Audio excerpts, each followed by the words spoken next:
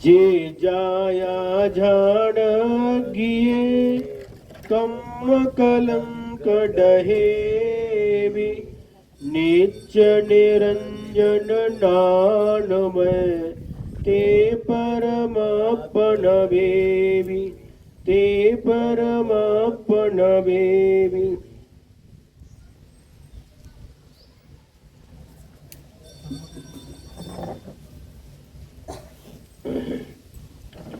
दोहा सूत्र नंबर 146। अथ तम एव अर्थम पुनरपि प्रकारांतरेण व्यक्ति करोति। जो पहले कहा था,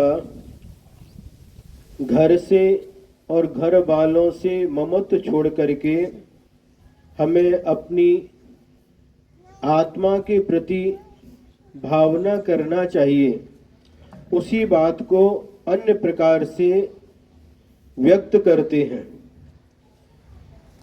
करि शिव संगमु एक पर जहि पाबी जय सुख जोई अन्नुम चिंतित हो जेन न लभै मुखो। हे योगिन, त्वम एकम शिव संगमम कुरु। हे योगी, तू एकमात्र शुद्धात्मा की ही भावना कर। यत्र सुखम प्राप्यते, जिससे तुझे अतीन्द्रिय सुख की प्राप्ति होवे। अन्यम मा चिंतय, और शुद्ध आत्मा को छोड़ करके अन्य किसी का चिंतन मत कर। एन, जिससे मोक्ष न लभ्यते, मोक्ष न मिले ऐसा कुछ भी चिंतन मत कर। मतलब आत्मा को छोड़ करके यदि और कुछ चिंतन करोगे तो मोक्ष की प्राप्ति नहीं होगी। इसलिए अपनी आत्मा को छोड़ करके और अन्य किसी का चिंतन मत करो। दो प्रकार के सुख होते हैं, एक इंद्रिय सुख है और दूसरा अतीन्द्रिय सुख है। संसारी प्राणी जिस सुख का अनुभव करता है वह इंद्रिय सुख कहलाता है, और जो श्रवण इंद्रियातीत होकर के आत्म ध्यान के माध्यम से जिस सुख का अनुभव करते हैं वह अतीन्द्रिय सुख कहलाता है।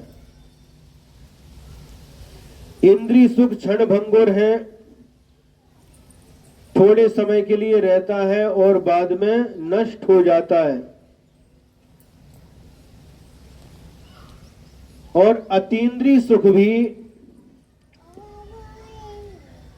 जो श्रवण लोगों को प्राप्त हो जाता है वो भले ही थोड़े समय के लिए होता है, लेकिन यदि वही सुख जब साधक साधना करके श्रेणी से ऊपर चढ़ता है तो उसका सुख और बढ़ता जाता है, और जब चार घातियां कर्मों का नाश करके अरिहंत बन जाता है उस समय उसका जो सुख है वह आत्मिक सुख, अतीन्द्रिय सुख, अनंत सुख में परिवर्तित हो जाता है। हमारा सुख अंत सहित है, लेकिन भगवान का सुख है वह अंत रहित है, इसलिए उसे अनंत सुख कहते हैं।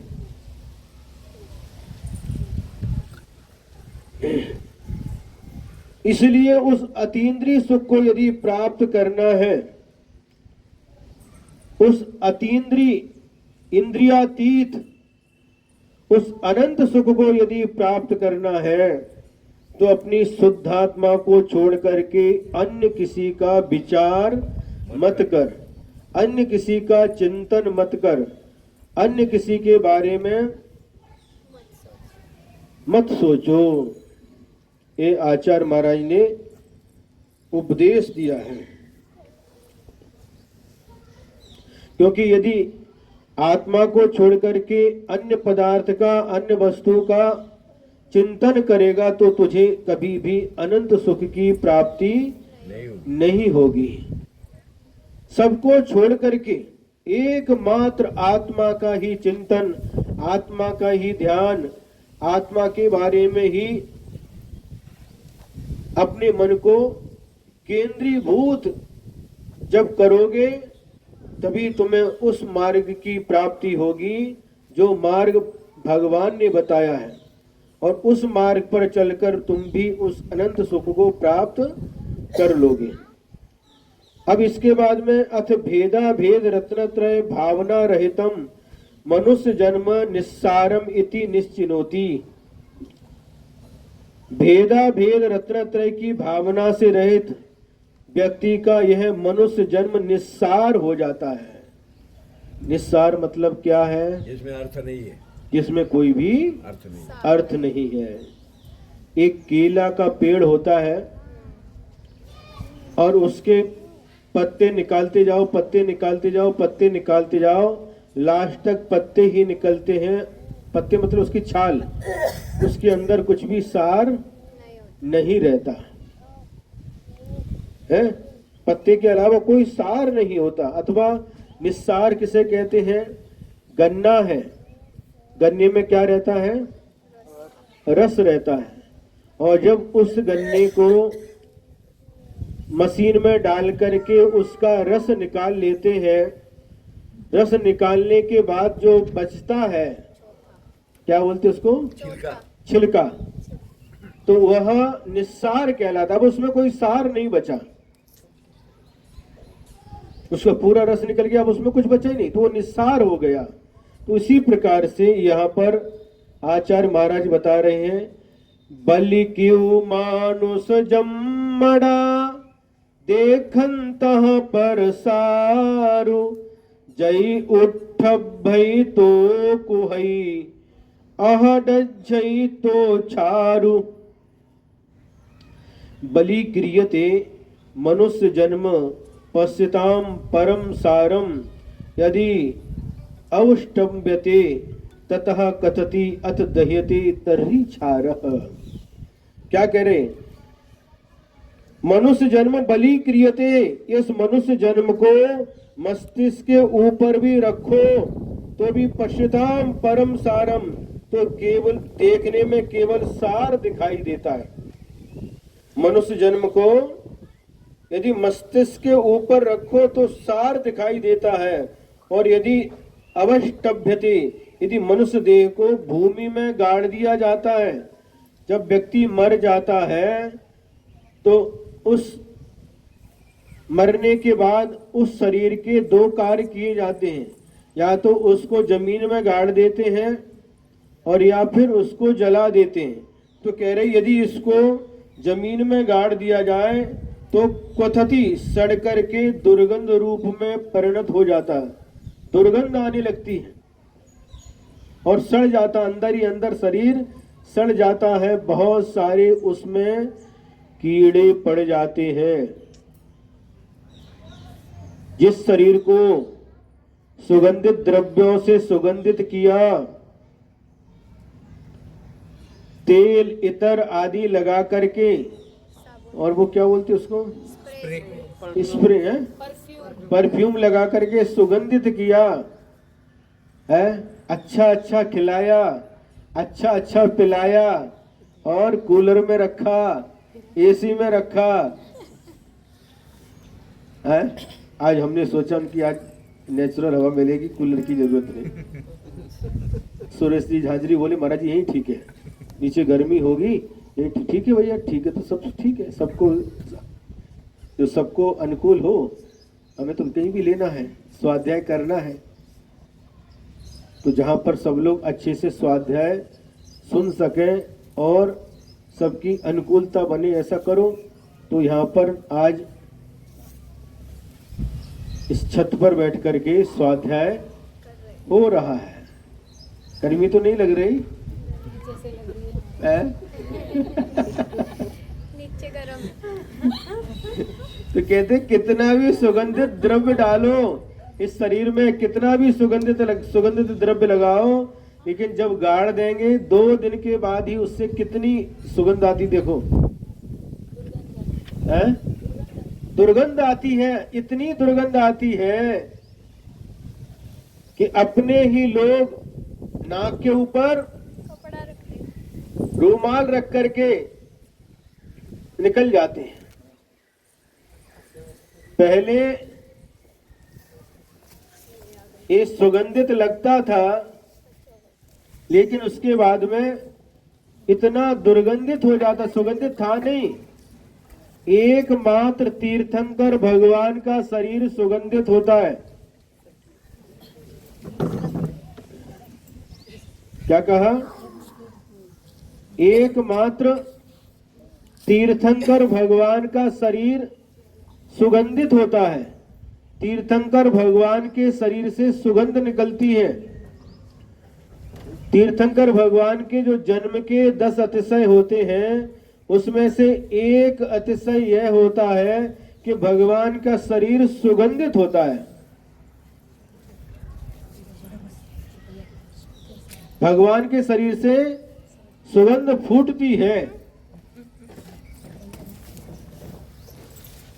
और बाकी किसी के भी शरीर से सुगंध नहीं फूटती, दुर्गंध आती है। सुबह नहला दो, अच्छे से अच्छे साबुन वगैरह लगा करके नहला दो, और उसके बाद में एक बंद कर, कौन चालू किया?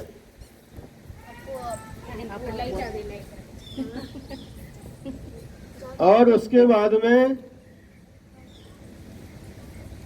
अच्छे अच्छे सुगंधित द्रव्य लगाओ, क्रीम पाउडर। अच्छा, और इतर क्या क्या लगा दो, और शाम को देखो क्या हाल होता है। जो सुगंधित द्रव्य होता है, फिर देखो सूंघ करके शरीर पे लगाने के बाद, सुबह लगाया शाम को क्या हाल होता है।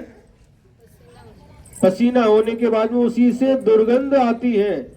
सुगंधित पदार्थ भी शरीर के संपर्क में आकर के दुर्गंधित हो जाता है। ऐसा हमारा शरीर है, और जितने भी खाने पीने के पदार्थ हैं उसकी कीमत क्या है? बादाम की कीमत क्या है बताओ? पता किसी को?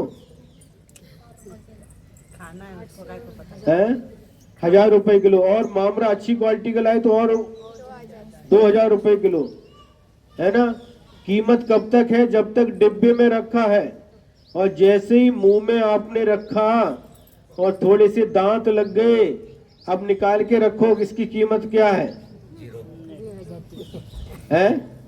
जीरो। कोई फ्री में भी नहीं लेगा। गुलाब जामुन आपको पसंद है?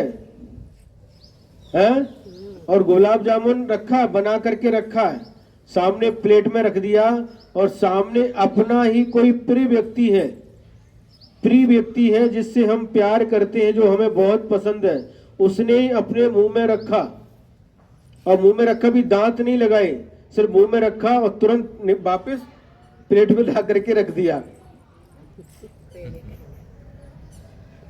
वो खुद भी नहीं खाएंगे। वो खुद भी नहीं खाएगा, और दूसरा व्यक्ति भी तो खाने की दूर खुद भी नहीं खाएगा। तो ये शरीर की दशा है। फूल लगाते हैं, महाराष्ट्र कर्नाटक में प्रथा है कि बालों को फूलों से सजाते हैं। कहाँ से है? कर्नाटक, महाराष्ट्र, यावर कुंभोज भेंडोड़ी मत पुणे। तो महाराष्ट्र और कर्नाटक में प्रथा है कि बालों में भी फूल लगाते हैं। फूल सुगंधित है, और जब बालों में लगा लेते उसके बाद क्या स्थिति बनती है? थोड़े ही घंटों के बाद वह फूल मुरझा जाता है। एक बार लगा लिया, दूसरे दिन उसको नहीं लगाते। इस शरीर के संपर्क में आकर के पवित्र पदार्थ भी अपवित्र बन जाता है, सुगंधित पदार्थ भी दुर्गंधित हो जाता है। इस शरीर की दशा है। यही बात यहाँ पर कह रहे हैं। जिस शरीर से सुगंधित पदार्थ से इसको सुगंधित करते थे और जमीन में गाड़ने के बाद इससे दुर्गंध आना प्रारंभ हो जाता है। कोई व्यक्ति पास में नहीं आना चाहता। नाक पर रूमाल लगा करके निकलना भी पड़े तो नाक पर रूमाल लगा करके जल्दी से पार हो जाता है। और क्या करते हैं, और यदि इसको जलाते दहियते तर्री क्षारा भवती, और जलाते हैं तो जल करके राख हो जाता है। क्या करते हैं, यदि जलाया शरीर को तो जल करके राख हो जाता है। और यदि अच्छी राख होती है, गाय के, देसी गाय के गोबर से बने हुए कंडे की राख होती है, तो उसके माध्यम से बहुत काम होते हैं। बर्तन साफ किए जाते हैं, मुनि महाराज केसरोज करते हैं, और पहले के लोग हाथ धोते थे और दांत में भी लगाते थे। हाँ, और दांत में भी घिसते थे। कितने काम में आती है। लेकिन ये शरीर ऐसा है, मरने के बाद जब इसको जलाते हैं तो इसकी राख किसी भी काम में नहीं आती। वो बच्ची को पकड़ के रखो भैया, ध्यान दो उधर। अपन आपला नाद में रहेगा। हाँ, वो सगळं भांडवल आपलं। हाँ, उठो उधर।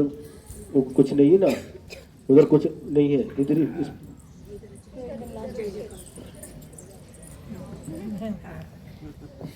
बस बैठ जा।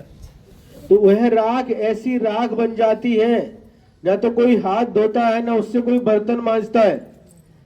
यदि बर्तन में लग जाए तो बर्तन फेंक देते हैं।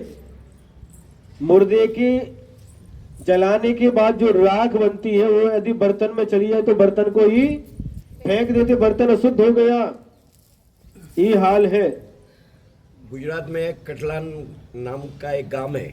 वहां में आदमी जब मर जाता है, पहले अभी यहाँ तो महाराष्ट्र में उसके कपड़े फेंक देते हैं, लेकिन वहाँ उसके बर्तन सब घर के सब चीज फेंक देते हैं। अच्छा। हाँ, और फिर नए लाके फिर संसार शुरू करते हैं। बताओ, देखो, बिल्कुल सही बात।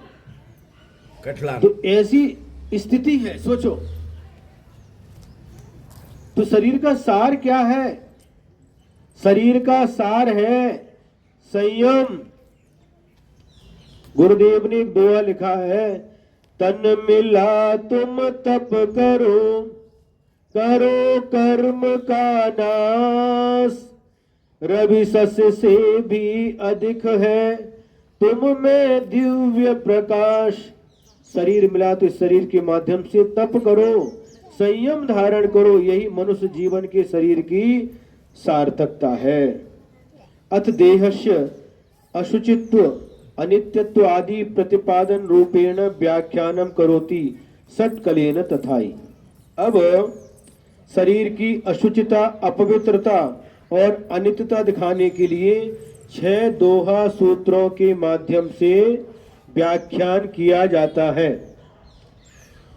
ओवल चोपड़ चीठ करी देहि सुमिठा हार, देह सयल निरथ गए जिसु दुजन उबयार। उद्वर्त वृक्ष चेष्टाम कुरु देहि सुमृष्टा मृष्ट आहारान, देहस्य शकलम निरर्थम गतम यथा दुर्जने उपकारा। शरीर की अशुचिता बता रहे हैं। क्या बता रहे हैं? हे योगी, यथा जर्जरम नरग्रहम, 47 हो गया, 48 आ गया।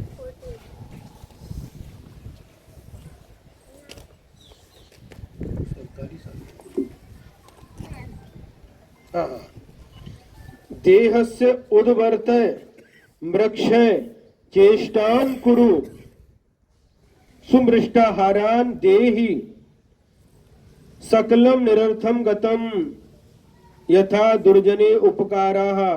क्या कह रहे हैं? इस अच्छा भोजन अगर भी देह को दिया तो भी उसको निरर्थक हो जाता है। हाँ, ऐसा इस शरीर का उबटना करो, उबटन लगाओ। उबटन लगाते हैं? उबटन बोलते, क्या बोलते मराठी में?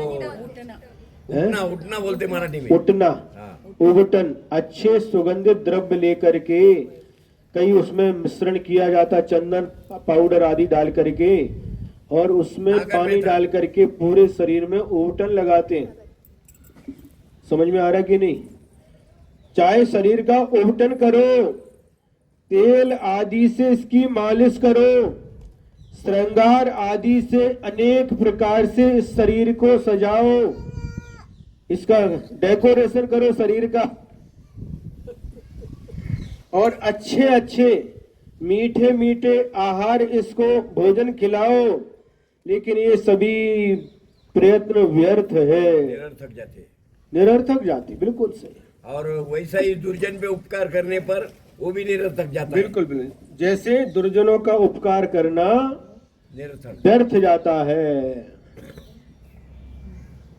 बिल्कुल सही।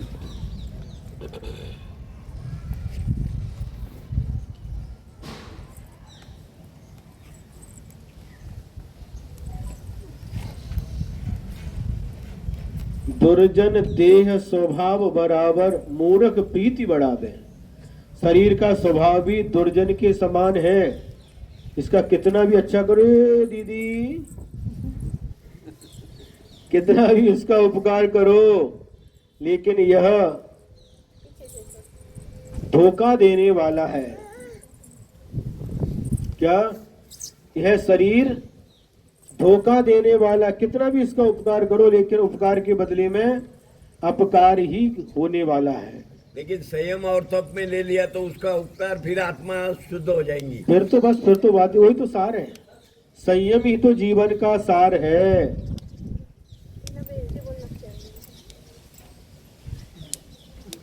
कितनी अच्छी बात बता रहे हैं, सुन रहे कि नहीं? परी, समझ में आ रहा है? क्या समझ में आया? मैं खेलता बोल। इस शरीर को कितने भी अच्छे अच्छे उबटन लगा करके स्नान कराओ। उबटन साबुन समझ लो।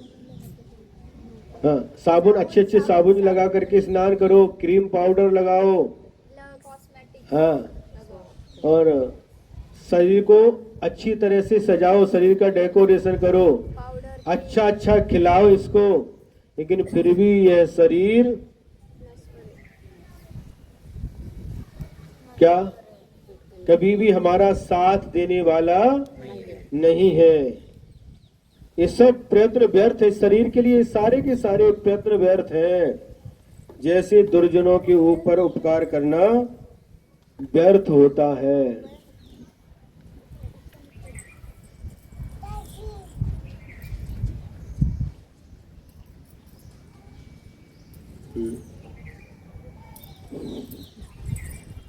श्रृंगार किसका करते हैं?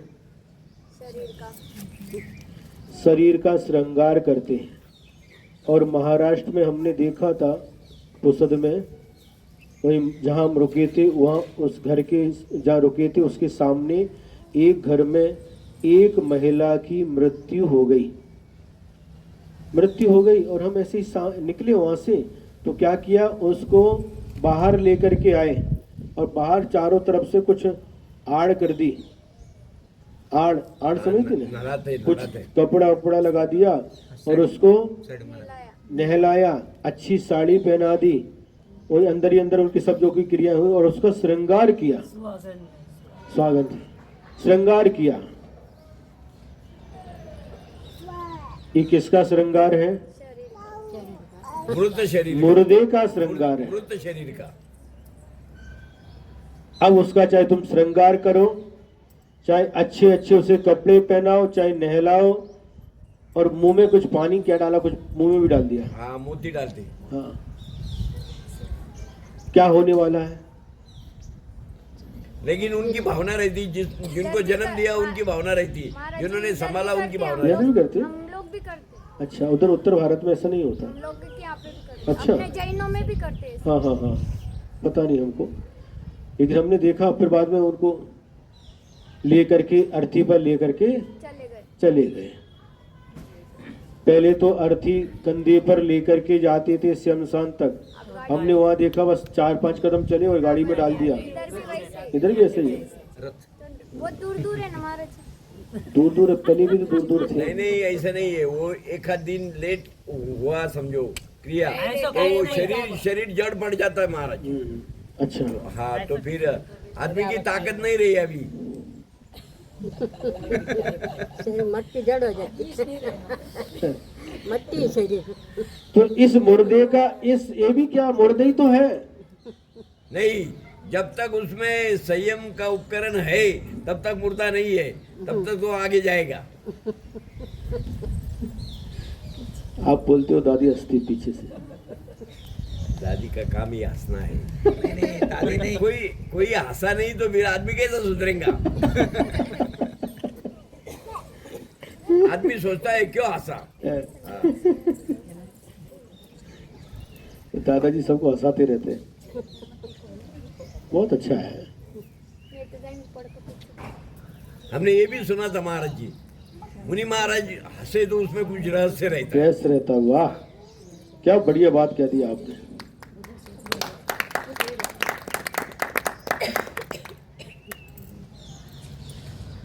आपने ये बात छेड़ दी तो हम सुना दें एक कथा। हाँ वो मालूम है महाराज जी। क्या मालूम है? वो जो घर के सामने से वो पहले ये आता है क्या बोलते हैं उसको, बोकड़ या सिली दुकान में घुसती है, तो सेठ जी बोलते हैं इसको निकालो निकालो बाहर, और 10 आदमी नहीं निकालते तो भी नहीं निकलता, फिर बड़ी मुश्किल से उसे डंडे से बाहर निकालता है। वहां से महाराज गुजरते वो आपको हंसते हैं। पता, ठीक ठीक, फिर आपको पता, ठीक है। हमको सुनाओ। फिर कभी सुनाएंगे। हाँ, नहीं सुनाओ महाराज जी, इनको सुनाओ हमको सुनाओ। सुनाओ। हाँ हाँ मैं अकेला क्या है, ये सब है ना। वो ज्ञानी है, हम अज्ञानी है। जय यश अहिल्यानगर से एसपी आया, देखो बाकलीवाल, पता उनको, फिर काय को सुनाना। नहीं ये सब सुनेंगे ना महाराज जी। हम एक सुनेंगे शॉर्टकट ना। में सुनाए। शॉर्टकट में सुनाते हैं हम भी। हमको अभी नहीं समझ में आई वो क्या ये सुना। पूरा होने दो, हैं? वो क्या सुनाया पूरा समझ में नहीं आया। समझ ये में देखो नहीं आया। थाने सुनने को सुनना देंगे पण अब महाराज ना आगे उपासना को भाषण दो, म्हणजे वो पुरो है वो वाने पुरो करने को। कहानी सुनना। सुनना तो सुनो सुनो, जय जय उनकी तरफ ध्यान देना, वो उधर वो नहीं है, हैं? वो दीवार नहीं, उस तरफ छोटी बच्ची है, उधर ध्यान देना। एक कोई व्यक्ति इधर उधर घूम रही वो। हाँ, एक देखिए, एक ऐसी कथा है, एक मुनि महाराज एक जगह से निकले, और निकलने के बाद में उस समय एक सेठ जी का घर था, दुकान सुनो तो, और वह क्या कर रहे थे, और उस समय उसका जो नातू था, भूजा वो नाती था, वल्ली में था। और उसने गंदा कर दिया, और उसकी गंदगी को हाथ से धो रहे थे। तो महाराज जी ने उधर नजर गई, सेठ जी की भी नजर गई, और महाराज जी हंस हंसते दिए, हुए निकल गए। हंस दिए और निकल गए। ठीक है, उसने सोचा सेठ जी ने, महाराज जी हंसे क्यों, अब ठीक कैसे होंगे। फिर जब लौट करके आए, उस समय वह सेठ जी क्या कर रहे थे, बिल्डिंग पे पानी मार रही थी। अरे सुनो तो, थोड़ा शांत रहो ना।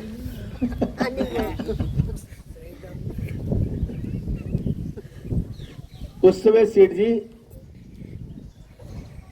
दुकान पर बैठे थे, और एक बकरा आ रहा था उसमें खाने के लिए, और सेठ जी डंडा मार करके उसको भगा रहे थे, बकरी या बकरा भगा रही थी, बार बार भगा रही थी मार करके। फिर मुनि महाराज ने देखा, और दोनों की नजर मिल गई। मुनि महाराज फिर मुस्कुरा दिए और निकल गए। अब इसके बाद में शाम के समय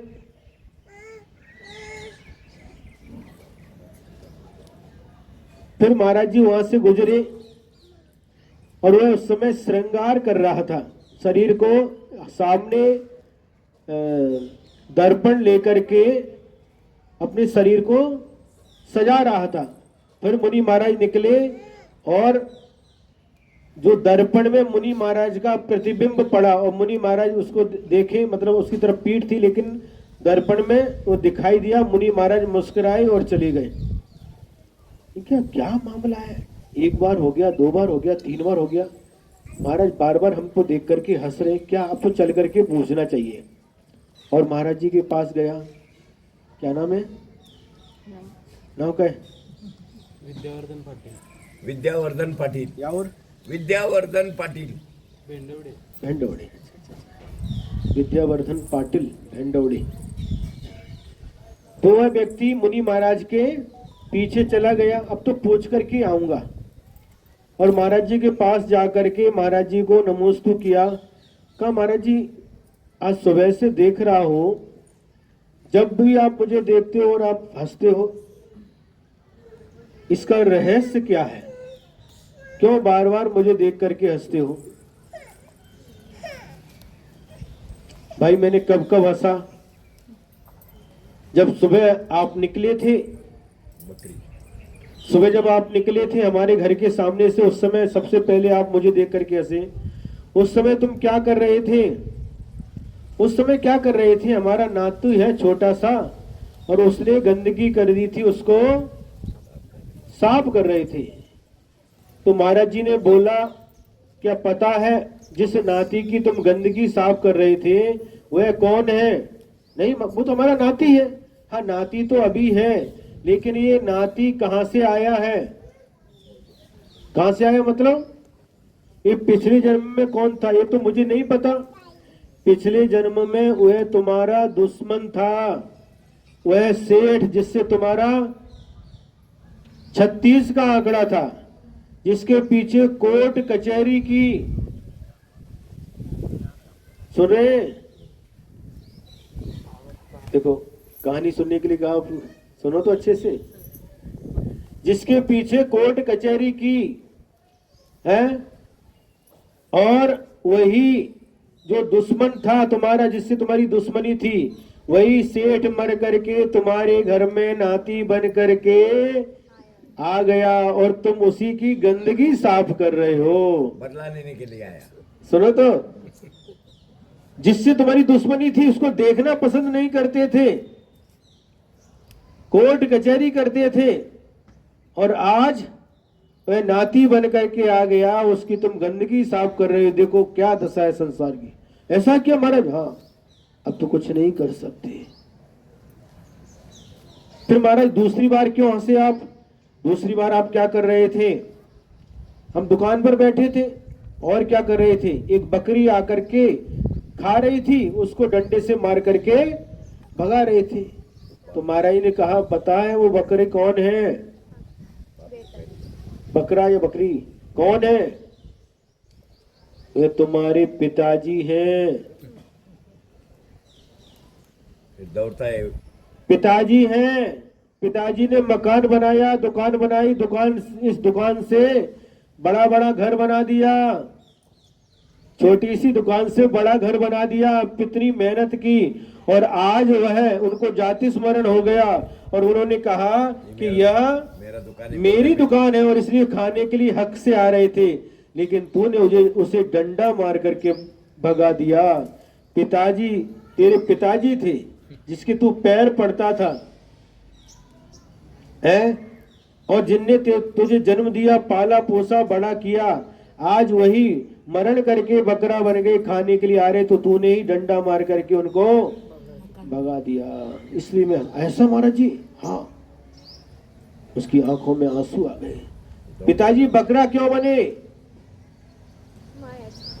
माया तैरेग्यो नस्य, मायाचारी करके धन कमाया, और उस मायाचार के परिणाम से बकरे के रूप में जन्म ले लिया।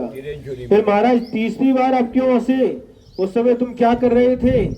महाराज कुछ नहीं, सामने दर्पण था और मैं उस दर्पण में अपना चेहरा देख करके व्यवस्थित कर रहा था, शरीर को, चेहरे को सजा रहा था। तो महाराज ने कहा, जिस चेहरे को तू सजा रहा है जिस चेहरे को देख करके तू खुश हो रहा है, उसी चेहरे पर 15 दिन के अंदर सफेद दाग आ जाएंगे। ऐसा हाँ। चला गया, सुन करके नमस्कार किया। उसने मन में सोचा, यदि एक बात महाराज की सही होगी, बाकी तो हम नहीं जान सकते, यदि चेहरे पर 15 दिन में सफेद दाग आ गए तो वो बात सत्य होगी, तो महाराज की फिर तीनों बात सत्य है। और वही हुआ। 15 दिन के बाद में उसके चेहरे पर सफेद दाग निकल आए, तो उसको विश्वास हो गया कि बात महाराज की तीनों ही बातें सत्य है। ये संसार की दशा है दादी जी, ये संसार की दशा है।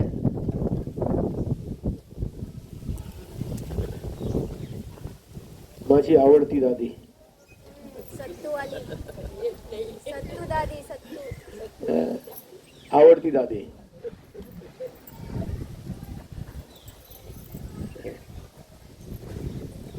समझ में आ रहा है? ये संसार की वास्तविकता है।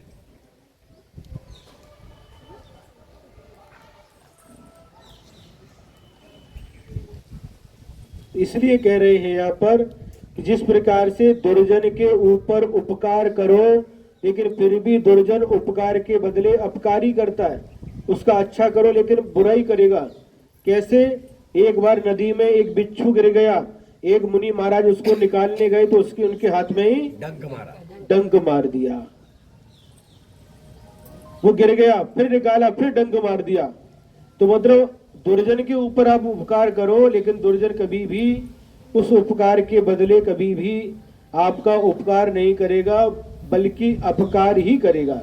उसी हाँ है ना, पता उसी प्रकार से ये शरीर भी दुर्जन के समान है। इसे कितना भी सजाओ, लाइफ बॉय, लक्स, हमाम, पियर्स, कितने भी साबुन लगाओ, क्रीम पाउडर लगाओ, सोने से कानों में कुंडल आदि श्रृंगार करो, कान में, नाक में, गले में पूरा श्रृंगार करो, कितना भी सजाओ और कितना भी इत्र आदि सुगंधित पदार्थ लगाओ और कितना ही अच्छा इसको खिलाओ, लेकिन फिर भी यह सब निरर्थक हो जाता है, दुर्जन के ऊपर किए गए उपकार के समान। जे हो जज्जरु नरई घरु, ते हो जोई काऊ, नरई निरंतर पूर्यो, किम की जय अनुराऊ।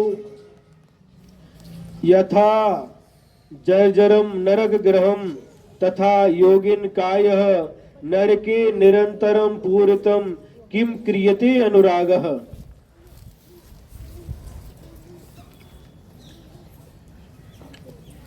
क्या कह रहे हैं? हे योगी, जैसे सैकड़ों छेदों वाला नरक घर है, वैसा ही यह शरीर है, मल मूत्र आदि से हमेशा भरा हुआ रहता है। ऐसे शरीर से प्रीति क्यों करता है? नौ द्वार भय दिन रही। हाँ, नव द्वार भय घिनकारी, असी देह करे किम यारी। 9 द्वार हमेशा बहते रहते हैं, नरक घर के समान है, सैकड़ों छेदों वाले नरक घर के समान है। सैकड़ों छेद मतलब शरीर में छेद है कि नहीं, है ना। जिससे पसीना आता है वो आप छेद दिखते नहीं, रोम छिद्र बोलते हैं। और ऐसे मल मूत्र आदि से भरे हुए शरीर से प्रीति क्यों करता है?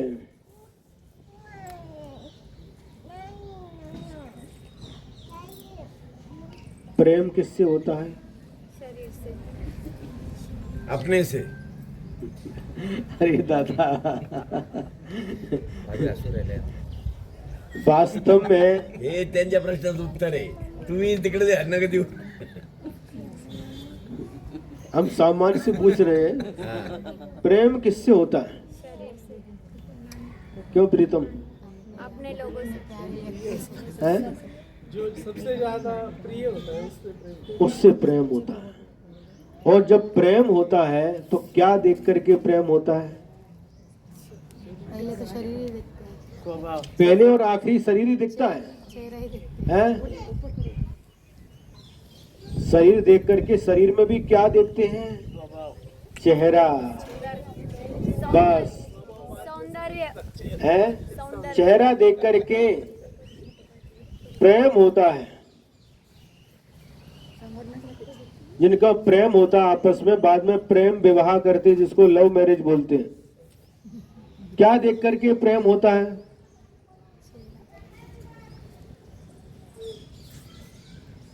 बताओ, क्या देख करके प्रेम होता है? लव किसे देख करके होता है? बताओ। स्वभाव है, स्वभाव नहीं, स्वभाव तो बाद में। सबसे पहले क्या दिखता है? भी सिर्फ चेहरा। शरीर में भी सिर्फ चेहरा। इतना सा चेहरा देख करके ही एक दूसरे के प्रति प्रेम उत्पन्न होता है। हंस क्यों रहे? पहले के जमाने में पहले विवाह होता था, बाद में प्रेम होता था। और आज भी ऐसा ही होता है, लेकिन आज लव मैरिज हो जाता। हाँ, आज कई बार प्रेम पहले होता, विवाह बाद में होता है। तो जो प्रेम होता है किसको देख करके? चेहरे को देख करके होता है। शरीर की सुंदरता, शरीर की मतलब सिर्फ चेहरे की सुंदरता किसकी? सिर्फ इतना सा, बस एक हाथ के बराबर चेहरा तलवे के बराबर है, तलवे के बराबर तलवे के बराबर। हाथ तो बहुत बड़ा है। इसको तलवा बोलते थे। हाँ हाँ, इतना बस, जितना पंजा, पंजा। बस पंजे के बराबर।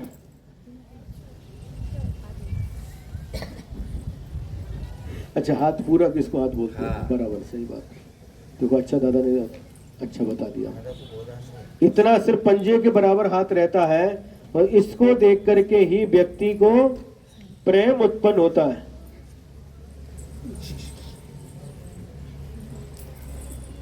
इसके अलावा क्या है? और प्रेम उत्पन्न होता है, और वही प्रेम बाद में यदि शरीर पर, मान लो चेहरे पर कुछ गड़बड़ी हो गई, कभी कभी गरम गरम तेल गिर गया, चेहरा जल गया, चेहरा खराब हो जाता। चेहरा खराब हो गया, तो क्या होता फिर? खत्म। क्या खत्म कर- नहीं होता महाराज जी। हाँ, संसार होता है तो खत्म नहीं होता है। हाँ, तो फिर जो भी है उसको मान्य करता है वो।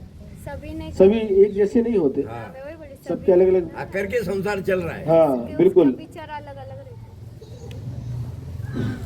इसमें लेडीज होती है तो वो एडजस्ट कर लेती है, जेंट्स एडजस्ट नहीं करते। नहीं, सब एडजस्ट करते हैं। ऐसे सब प्रकार ज्यादा के, देता स्वभाव अलग अलग रहा तो सब प्रकार की, सब प्रकार के पुरुष भी सब प्रकार के होते हैं, महिलाएं भी सब प्रकार की होती वासना लंगड़ी गाय शहानी। हैं। ज्यादा पशु रहे और छोटे बड़े बड़े रहे, उसमें जिसको पाँव से चलते नहीं आता उसको वो गाय, बूढ़ी गाय, वो भी शहानी रहती है। बूढ़ी गई। हाँ, बूढ़ी गाय, कितना भी सोना डालो।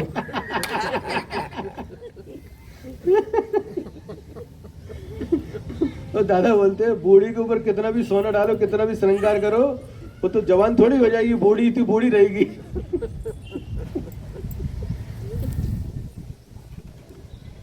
जैसा तुम बोल रहे थे वैसा हमने बोला, हमने कुछ उसमें संशोधन नहीं किया महाराज जी। ये शास्त्र की बात बोली, तुम ये हंस रहे काय के लिए हंस रहे? ये अलग तरह से हंस रहे महाराज जी।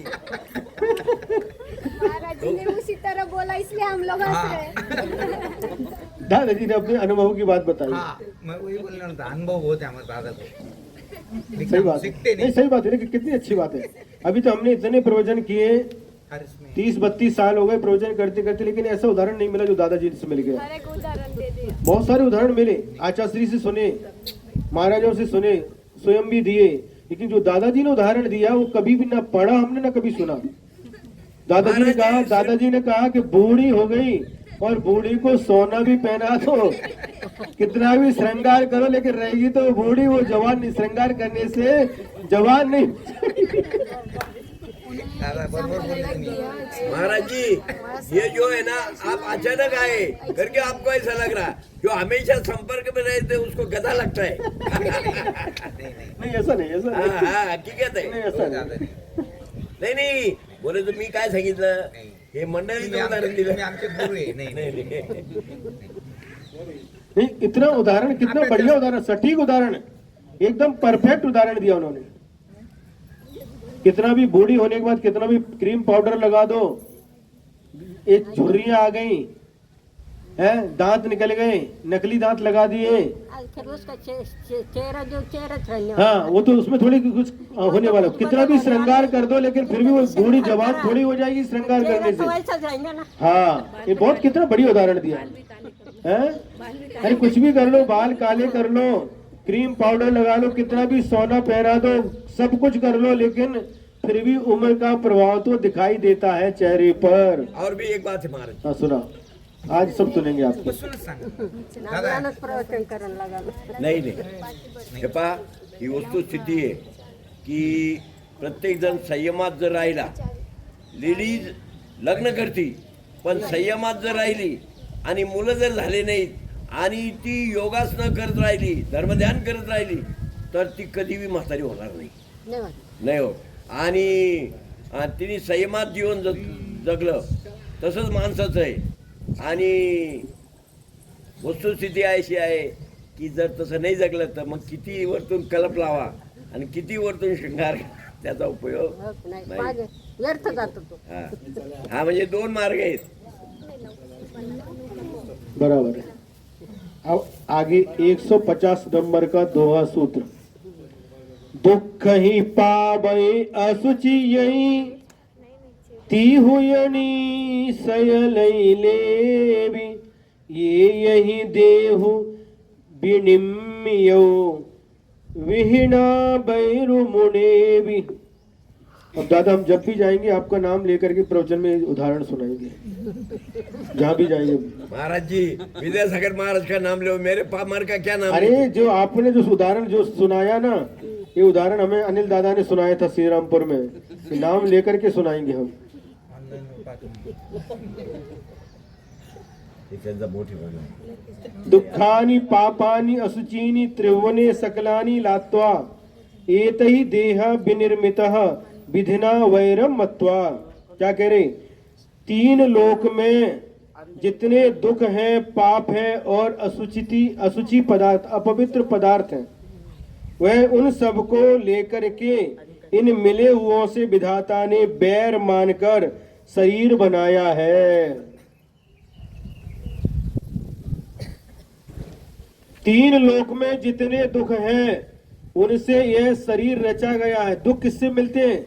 शरीर के माध्यम से. इससे दुख रूप है, और आत्मद्रव्य व्यवहार नए से देह में स्थित है, तो भी निश्चय से देह से भिन्न है, सुख रूप है. 3 लोक में जितने पाप हैं, उन पापों से यह शरीर बनाया गया. मतलब शरीर के माध्यम से ही पाप होते हैं, और शरीर भी उस पाप के माध्यम से बनाया गया है, और इससे पाप ही उत्पन्न होता है. जो चिदानंद चिद्रूप आत्मा है, वह व्यवहार नए से शरीर में स्थित है, तो भी शरीर से अत्यंत भिन्न है और अत्यंत पवित्र है. 3 जगत में जितने असुचि पदार्थ हैं, अपवित्र पदार्थ हैं, उनको इकट्ठा करके शरीर बनाया गया है. इसलिए महा असुचि रूप है और आत्मा परम पवित्र है. इस प्रकार शरीर और जीव का भेद जान करके शरीर से प्रेम मत करो, आत्मा से प्रेम करो. कमल के समान. कमल के समान. बिल्कुल बिल्कुल. कीचड़ में उगता है फिर भी कीचड़ से अलग रहता है. हाँ. बिल्कुल. जलते भिन्न कमल है.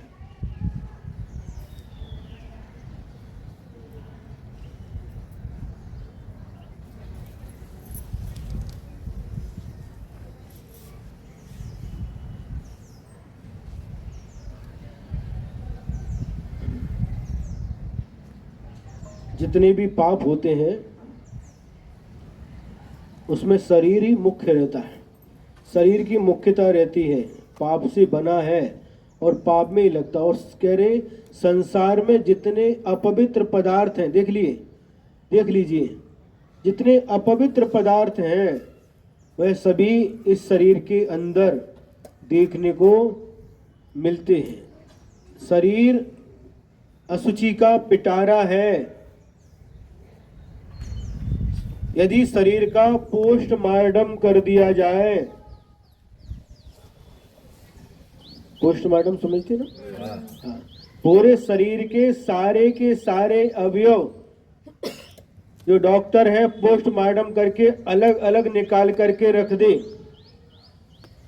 आंतड़ी अलग, हड्डी अलग, दांत अलग, आंख अलग, खून अलग, जितने भी शरीर में जो पदार्थ है, मल अलग, मूत्र अलग, ये कितने भी पदार्थ अलग, चमड़ी अलग, इन सबको अलग अलग करके रख दें तो कोई भी शरीर में ऐसा पदार्थ नहीं है आत्मा को छोड़कर जिससे प्रेम किया जाए। कोई भी ऐसी वस्तु नहीं है। कौन सी वस्तु ऐसी है? सब निकाल, नाखून अलग रख दो, बाल अलग, जो भी शरीर के जितना भी पार्ट है सबको अलग अलग कर करके रख दो, लेकिन फिर भी उसमें कोई भी ऐसी चीज नहीं है जिससे वो प्रेम के लायक हो, लेकिन फिर भी प्रेम करते हैं। पागल बन करके है, थोड़े से चेहरे के पीछे पागल बन करके। महाराज पागल में भी अर्थ है, हाँ। पाप जिसका हाँ, गया उसे कहते हैं पागल। वो तो आपने पहले बताया था। हाँ। समझ में आ रहा कि नहीं? हाँ? इस प्रकार से 150 दोहा सूत्र पूर्ण हो चुके। 150 ये और इसके पहले के भाग में अलग थे, अब मात्र 114 है।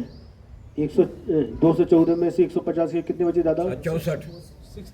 64 बचे। देखो गणित कितना अच्छा दादा का, हिसाब भी नहीं लग, फटाफट तोंड पाठ।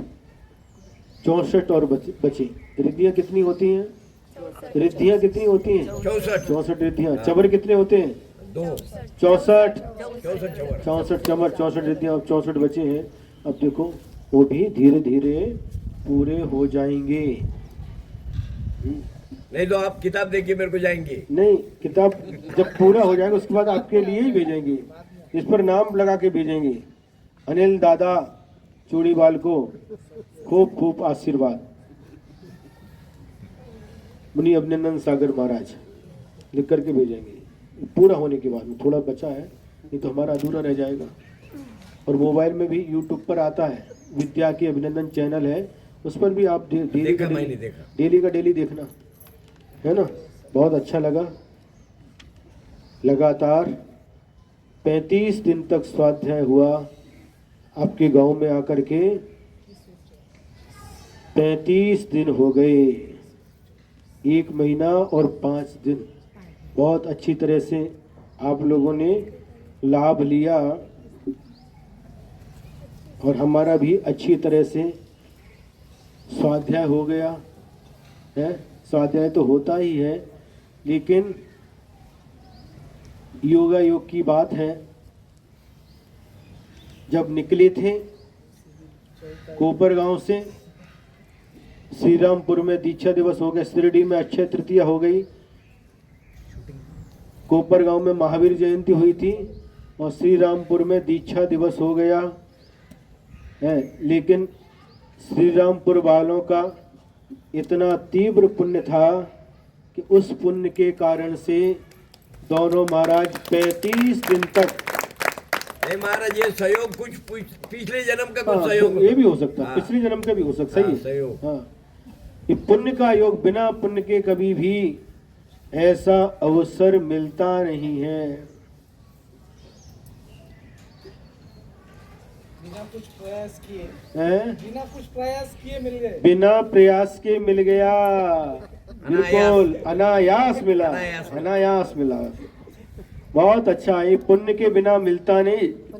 पिछले जन्मों का इस जन्म का पुण्य होगा तो मिल गया। अच्छा है। इसी प्रकार से आपके अंदर निरंतर धर्म की वृद्धि हो, धर्म निरंतर बढ़ता रहे, नहीं लेकिन महाराज इसलिए जी, हम सभी के लिए, सभी श्री रामपुर वालों के लिए धर्म वृद्धि का आशीर्वाद देते हैं। नमो स्वामी, नमो स्वामी, नमो स्वामी। महाराज जी देव का ये लिखाई, लेकिन कितना जी जान से पढ़ाया। हाँ आपने भी बहुत है? सरल भाषा में पढ़ा। नहीं, इसलिए सरल भाषा का उपयोग इसलिए करते हैं क्योंकि सबको समझ में आए, कोई आकर के ढुलकी ना लेने लगे। ढुलकी क्या बोलते ढुलकी को? झपकी, हिंदी में झपकी बोलते हैं। डुलकी डुलकी एक ढुलकी, डुलकी ढुलकी दुर्गी ये मराठी में, मराठी में बोलते हैं। जबकि जबकि हिंदी में और अंग्रेजी में मेरे को मालूम नहीं। बहुत अच्छे से जुड़ गए। देखो अच्छे अच्छे लोग, वीर ने भी बहुत अच्छा काम किया। पूरा जो आप लोग मोबाइल में देख रहे हैं और कितने सारे लोग देख रहे हैं, वीर कासलीवाल जो पूर्व अध्यक्ष, मादी अध्यक्ष ये बेटे संजय कासलीवाल का बेटा है, लेकिन उसने पहले दिन से लेकर के आज तक रिकॉर्ड करते थे। कौन? अजय अंकल तो करते थे, लेकिन मोबाइल तो इनका रहता था। हैं? अनीता आंटी का, उनके मोबाइल से रिकॉर्ड करते थे और प्रतिदिन वीर उसको व्यवस्थित ढंग से पहुंचाता और सबके पास वह प्रवचन, वह स्वाध्याय पहुंचता। बहुत सारे लोगों ने जो महाराष्ट्र के अलावा भी जो मध्य प्रदेश है, उत्तर प्रदेश है, राजस्थान, गुजरात, कर्नाटक आदि कई जगह लोगों को लाभ मिला है। कई जगह लोगों ने उस स्वाध्याय को किया है। कई लोगों की आंखों में आंसू बह रहे हैं? सुनो, कई लोगों की आंखों में आंसू दिखाई दे रहे हैं। ये आंसू भी पुण्य बंध का कारण है। क्या ये आंसू भी पुण्य बंध का कारण ये है? आंसू भी फूल बन जाएंगे महाराज जी। क्यों? क्योंकि संसार के लिए व्यक्ति रोता है, अपने स्वार्थ के लिए रोता है, लेकिन गुरु के लिए यदि आंसू आते हैं, जब भगवान आदिनाथ स्वामी को मोक्ष की प्राप्ति हो गई, उसके बाद में भरत चक्रवर्ती भी रोने लगा। अब मैं किसका उपदेश सुनूंगा? अब मैं किसके समवसरण में जाऊंगा? भरत चक्रवर्ती को अपनी चक्रवर्ती की जो विभूति भी फीकी लगने लगी। ये भव्य जीव का लक्षण होता है? भव्य जीव का लक्षण होता है। इस प्रकार से कई प्रकार से आंखों में आंसू आते हैं। अपने दुख में भी, अपनी पीड़ा में भी आंखों से आंसू आते हैं। और कभी कभी कोई खुशी का अवसर होता है, उस समय भी आंखों से आंसू आते हैं। और कभी कभी भक्ति के भी आंसू आते हैं, और कभी कभी पश्चाताप के भी आंसू आते हैं। और आज जो आंसू दिखाई दे रहे हैं, ये कुछ अलग ही हैं। हम प्रतिदिन लाभ लेते थे। महाराज जी हमारे गांव में प्रतिदिन लाभ लेते थे। ये 4-5 बच्चे आहार के समय, ये दोनों राजू झांझरी, प्रीतम पांडे और एक जिनका पैर, एक नीलेश पांडे हैं, और भी 4 राजू पांडे, योगेश गंगवाली, अपनी सब जब आहार चर्या के समय अपनी गाड़ी लेकर के पूरा जितना ट्रैफिक वगैरह पार करा करके व्यवस्थित ढंग से चौके तक छोड़ते थे, है ना। और इसके बाद भी प्रतिदिन का काम। और ये अपने तो भूल ही गए, जिनके घर में आज आहार हो गया, देखिए योगा योग कैसा है? हाँ, गोला होता ना, किसको राउंड, वहां से घूम करके वापस वहीं तक आ गए। जहाँ से शुरुआत हुई वहीं तक लौट करके वापस आ गए। 2 बार इन्हें आहार दान का सौभाग्य मिला है। और प्रतिदिन छतरी लेकर के जहाँ चौका है वहां तक छोड़ने, पैदल छोड़ने के लिए आते थे, बगैर चप्पल के, बिना चप्पल के, धोती दुपट्टे में भगवान का अभिषेक पूजन करके थोड़ा जितना समय मिलता उसमें स्वाध्याय सुनते। और स्वाध्याय सुनने के बाद में चौके तक छोड़ करके, ऐसे नहीं, छतरी और छतरी के साथ शास्त्र वगैरह जो भी रहता था साथ में, उस बैग को लेकर के साथ में छोड़ करके जाते थे। ये भी कितना, इन्होंने पूछा इसमें पुण्य मिलेगा कि नहीं, कितना पुण्य मिलेगा है? ये पुण्य का कार्य है। साधु की सेवा करना, वैयावृत्ति करना, अनुकूलता बनाना, ये सारा सारा पुण्य का कार्य है। तो हम अधिक नहीं कहते हुए, हमारा मन बहुत प्रसन्न है। आप लोगों ने जो स्वाध्याय किया, वैयावृत्ति आदि करके सेवा की और लाभ लिया, हमको बहुत अच्छा लगा। जिनका पुण्य होता है उन्हीं को इस प्रकार का लाभ मिल पाता है। बिना पुण्य के कभी भी अच्छी वस्तु नहीं मिलती। लेकिन हमको बगैर इसलिए- प्रयास की मिल गई महाराज जी। बिना प्रयास के तो मिली, लेकिन पिछले जन्म का कोई ना कोई पुण्य होगा, बिना पुण्य के मिलता नहीं। और इस पुण्य के योग में आप लोगों ने अच्छा लाभ उठाया और पुण्य का ही आश्रव किया, पाप कर्म की निर्जरा की। इसी प्रकार से आप लोगों के मन में, कुणाल रो रहा नहीं, तो साथ में आने वाला मेरे, हैं? लड़ाई से नहीं, हाँ साथ में आने वाला। देखो कुणाल कभी भी नहीं आता था, ऐसा कभी भी देखा नहीं था। और अभी यही ये जो पत्रकार है ना, अनिल पांडे, उनके घर में पहली बार हमको पता था सत्यम है उनका बुआ का बेटा, बुआ का परिवार है। तो बुलाया, सबसे बुलाया तो इतना सबसे अधिक समय दिया है तो कुणाल ने दिया। महाराज जी वो हमारा रिलेटिव है, बिल्कुल हमारे बुआ का पोता है। सुबह 9 बजे उठने वाला, बराबर 7 बजे उठ करके हमारे पास आता। शुरू में आए, बाद में चौके में भी आने लगा, दोपहर में भी, शाम को भी, रात तक। ये कोई सामान्य बात नहीं है, ये बहुत हमको बहुत अच्छा लगा। चलो कोई नया व्यक्ति यदि धर्म से जुड़ता है तो मुझे बहुत खुशी होती है। जो धर्म से पहले से जुड़े हैं वो तो जुड़े ही हैं, लेकिन कोई नया व्यक्ति जुड़ता है तो मुझे बहुत खुशी होती है। तो श्रद्धा बाई हैं, उन्होंने आज तो पहली बार आए हैं, नहीं हार में तो आते थे लेकिन प्रवचन के लिए पहली बार आए हैं। बहुत अच्छा है, जितना लाभ जिसको मिला बहुत अच्छा है। इसी प्रकार से आगे भी आपको लाभ मिले। हम धन वृद्धि का आशीर्वाद नहीं देते, हम धर्म वृद्धि का आशीर्वाद देते। और ये तो मैं छोड़ गया, तो दर्श झांझरी और परी, इन दोनों बच्चों ने भी प्रतिदिन, इतनी छोटे, अभी 9th पास करके 10th में गया है दर्श, और परी 5वीं में गई है, लेकिन प्रतिदिन वंदना दादी के साथ में जाकर के प्रतिदिन आहार देती थी। महाराज जी प्रतिदिन आहार दिया। देखने और वाले, सुनने वाले, करने वाले। हाँ वही तो।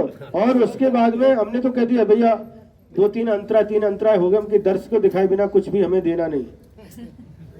और उसने बराबर चौकी में आकर के शोधन करना और परफेक्ट अच्छे तरीके से शोधन करके आहार कराता था। अभी 9th क्लास में ऐसे संस्कार बनेंगे कि 1 महीने का इनका ये पुण्य बहुत इनके काम में आएगा। बूढ़े यदि धर्म करते तो कोई बड़ी बात नहीं है। अब घर में कोई काम नहीं बचा तो चलो सुन लेते महाराज जी के प्रवचन, लेकिन वो भी बड़ी बात है।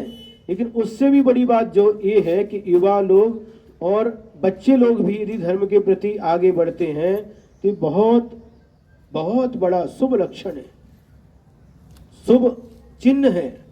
इसी प्रकार से निरंतर धर्म की वृद्धि हो, इसलिए हम सबके लिए, श्री रामपुर वाले जितने भी हैं सबके लिए हम बार बार, कितनी बार, बारंबार, हाँ, हम धर्म वृद्धि का सभी श्री रामपुर वासियों के लिए बहुत बहुत आशीर्वाद देते हैं। इसी प्रकार से आपकी भावना निरंतर धर्म में दृढ़वती होती रहे और आप निरंतर धर्म के मार्ग पर आगे बढ़ते रहें। वीतराग तीर्थंकर भगवान के द्वारा बताए गए मार्ग पर सभी आगे बढ़ें और सभी आत्मा एक दिन इस परमात्मा प्रकाश ग्रंथ को पढ़ते पढ़ते अपनी आत्मा को परमात्मा बनाएं। इन्हीं मंगल भावनाओं के साथ जय बोलो द्वादशांग जिनवाणी माता की परम उपकारी परम पूज्य आचार्य गुरुवर्षी विद्यासागर जी महाराज की ये बोलो अभिनंदन सागर मुनि महाराज की जय। मुनि संघ की जय। नमस्ते महाराज जी। यदर्थ मात्रा पदवाक्यहीनं मया प्रमादाद्यद् किञ्चनोक्तं तन्मे क्षमित्वा विदधातु देवी सरस्वती केवल बोधि लब्धिं बोधि समाधि परिणाम शुद्धि स्वात्मोपलब्धि शिव सौख्य सिद्धि चिंतामणिं चिंतित वस्तुदाने त्वां वन्द्यमानस्य ममास्तु देवी त्वां वन्द्यमानस्य ममास्तु देवी। और इसके अलावा भी जिनके नाम लिए, इसके अलावा भी और भी जिन लोगों ने अपना आहार विहार निहार में अपना सहयोग दिया, अपना समय दिया, उन सभी के लिए भी हो सकता किसी का नाम छूट गया हो। एक आशुतोष है, आशुतोष पांडे, उसने भी पूरा समय दिया। कुणाल चूड़ीवाल, हाँ, अनुज तो पूरा परिवार, ये चूड़ीवाल परिवार पूरा का पूरा परिवार, अनुज है, अनुज की मम्मी है, अनुज के पापा है, अनुज का बेटा नेमिस, अनुज का भाई, सब पूरा का पूरा परिवार। अनिल दादा तो पूरे प्रवचन में, कुछ परिवार में हाँ, वही परिवार ये हाँ वही तो, हाँ, इन लोगों ने पूरे परिवार के साथ में जो लाभ लिया। और भी किसी का नाम छूट सकता है। महाराज जी, आपको हमने बगैर बुलाए आपने आपके पद चिन्ह हमारे घर में छोड़ के गए। आपको बगैर बुलाए तुमने हमारे घर में पद चिन्ह छोड़ के जा रहे हैं आप, बगैर बुलाए। हाँ, तो इन्होंने जिन्होंने वही तो कह रहे, किसी भी प्रकार से मन वचन काय से चाहे आहार में सहयोग दिया हो है या निहार में, एक योगेश गंगवाल, वो भी इन्होंने भी पूरा सहयोग किया। और ऐसी झांझरी और बंदना भाई, ये भी पूरे परिवार में दो ही तो हैं यहाँ पर, दोनों प्रतिदिन ये चौके में और वो साथ में। ये बहुत अच्छा लगा हमको। और भी किसी का यदि नाम छूट गया हो, ये वो आती थी रोज, ये भी आती थी, हाँ, साधना मेडिकल वाले, इन्होंने भी लाभ लिया। और भी लोगों ने लाभ लिया, करके देखने वाले, सुनने वाले और करने वाले और टीवी पे देखने वाले सभी आ गए। हाँ, फिर भी किसी का नाम छूट गया हो सकता है, तो उनके लिए भी जाने अनजाने जिनने भी सहयोग किया, उन सबके प्रति बहुत बहुत हमारे लिए हमारा उनके लिए बहुत बहुत आशीर्वाद है। 9 बार नमो कर।